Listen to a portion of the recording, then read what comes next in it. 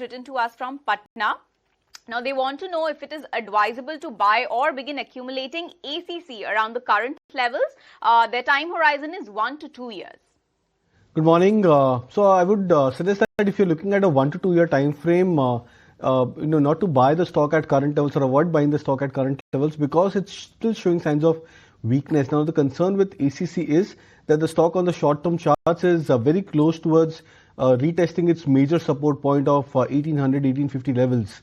So it's entered into that range. Maybe over the next few days, if the stock shows signs of further weakness, you might see the stock dragging a little bit more lower from that 1800 mark. So not to buy at current levels. If you're looking to buy, a better price point could emerge closer to 1750 levels for ACC. If the stock happens to retest those kind of price territory, that's a very good zone where you can look to add. Okay, so that's the view coming in on ACC, but we also have Carol who has written to us. Now she's holding some shares of L&T Finance and she's asking, she had purchased them at 150 rupees per share. She's asking if she could continue holding on to her positions. So L&T Finance, Kunal, what will your view be on this stock? See, I understand that today there was some negative news flow for L&T Finance, but I think it's a quality stock. Excellent franchisee, and I think at current levels of 180, 185, the stock has already gone through a sort of a 7-8% correction from its previous swing highs of 198 for L&T Finance. I think it's an excellent stock. You should try and use these dips to add further if you're looking at this as a positional, as a long-term play. My sense is that the stock would eventually break past about the 200 mark. So broadly for the next say 1 year, 1.5 year kind of a time frame, I would look at 220 to 225 as a target for L&T Finance. All right, 220 to 225 is the target price for L&T Finance. But moving on, Kunal, we have the next query coming in from our viewer Dikshita.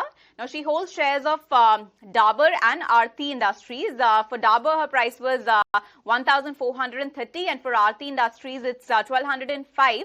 She wants you to get a technical chart check done for these two, and also wants to understand if these can be accumulated more at the current levels, if there is a fall going forward, but she hasn't mentioned her time frame as of now.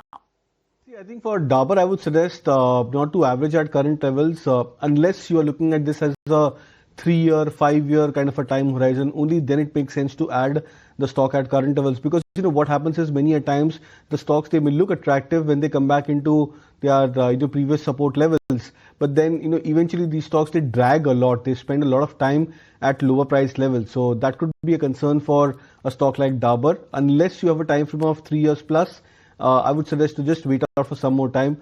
Aarti Industries, on the other hand, I strongly believe that there is a strong case which could be built that the stock would probably have formed a near to medium term bottom for itself.